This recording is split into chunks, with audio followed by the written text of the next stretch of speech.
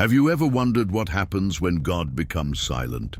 When a king who once heard God's voice suddenly hears nothing, no answer, no dream, no prophet, no guidance. This is the terrifying Bible story of the night King Saul crossed a line he could never return from, when he secretly visited the mysterious Woman of Endor, a woman forbidden by God's law, and the spirit he called that night would deliver the most chilling prophecy in the Bible. The prophet Samuel was dead.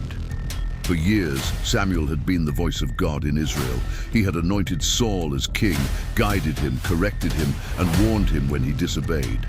But now, Samuel was gone, buried, silent, and without Samuel.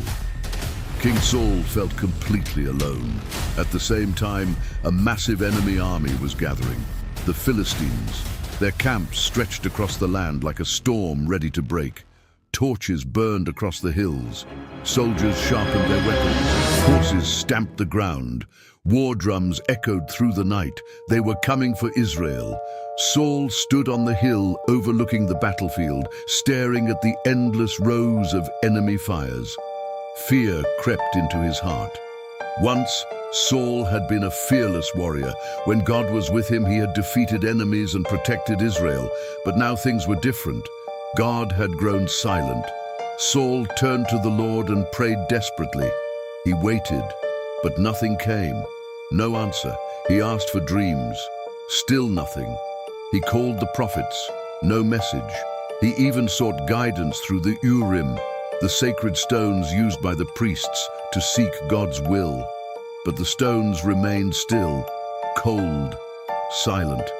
It felt as if heaven itself had closed its doors. Saul's heart sank deeper into fear, because he knew why. Years earlier, Samuel had warned him that his kingdom would be taken away because he had disobeyed God.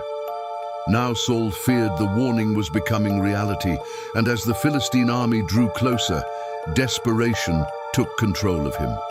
But there was another problem. Earlier in his reign, Saul had obeyed God's law by removing all mediums and spiritists from Israel. Anyone who tried to speak with the dead had been driven out. The law of God had clearly commanded it. In Leviticus it says, "Do not turn to mediums or seek out spiritists, for you will be defiled by them." And again in Deuteronomy, "Let no one be found among you who practices sorcery or consults the dead." Saul had enforced that law. But now, in the darkest moment of his life, he wished those people were still there, because he wanted answers, even if those answers came from the dead.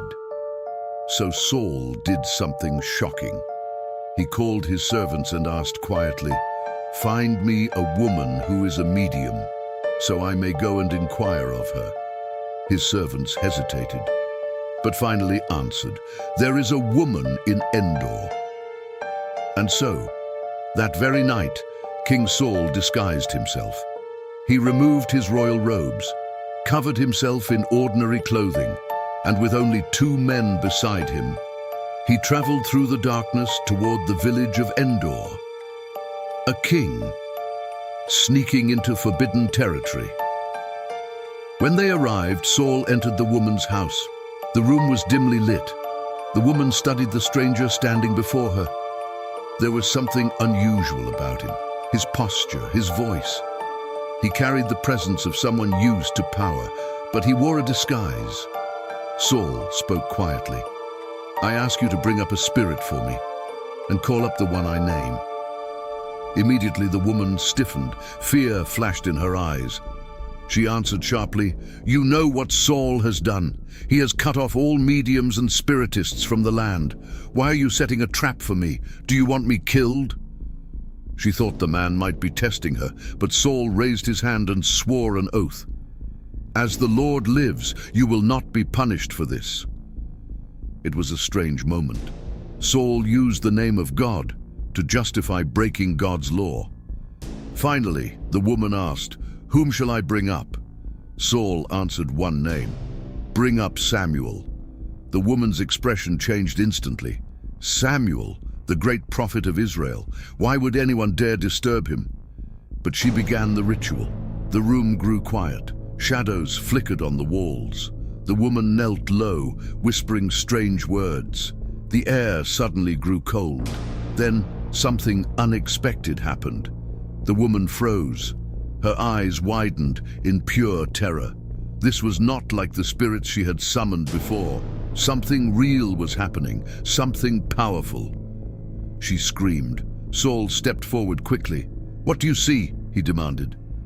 The woman backed away in fear. "I see a spirit rising out of the earth." Saul's voice grew urgent. "What does he look like?" She answered slowly. "An old man, wearing a robe." Saul's heart stopped. He knew immediately who it was. Samuel. Saul fell to the ground in fear. And then the spirit spoke. "Why have you disturbed me by bringing me up?" It was Samuel's voice. Saul answered desperately. "I am in great distress. The Philistines are fighting against me, and God has turned away from me. He no longer answers me by prophets or by dreams. So I have called you to tell me what to do." For a moment, there was silence. Then Samuel answered with a rebuke. "Why do you ask me, since the Lord has departed from you and has become your enemy?" The words cut deep. Samuel continued, "The Lord has done what he said he would do. He has torn the kingdom from your hand and given it to your neighbor, David." Saul trembled on the ground. Samuel reminded him why. "Because you did not obey the Lord and did not carry out his judgment against Amalek." Then Samuel delivered the final prophecy, a sentence of death. "Tomorrow, you and your sons will be with me, and the Lord will deliver the army of Israel into the hands of the Philistines." The words echoed through the room. Saul collapsed completely. All strength left his body. He lay on the ground, terrified. Tomorrow he would die. His sons would die. Israel would fall in battle. The silence of God had turned into judgment. Saul had not eaten all day or night. Fear and weakness overwhelmed him. He could not even stand. The Woman of Endor looked down at the broken king, the same king who had once tried to destroy people like her. But now he was just a man, crushed by fear. She spoke gently. "My lord, I have obeyed you and risked my life. Please let me give you some food so you may have strength." At first Saul refused, but his servants urged him to eat. Finally he agreed. The woman prepared a meal quickly. She slaughtered a fattened calf, baked unleavened bread, and placed the food before Saul and his men. They ate in silence. No one spoke. When the meal was finished, Saul rose slowly. He walked out of the house, into the cold night, back toward the battlefield, toward the place where the prophecy would come true. And the next day, on the mountains of Gilboa, King Saul fell in battle, exactly as Samuel had said.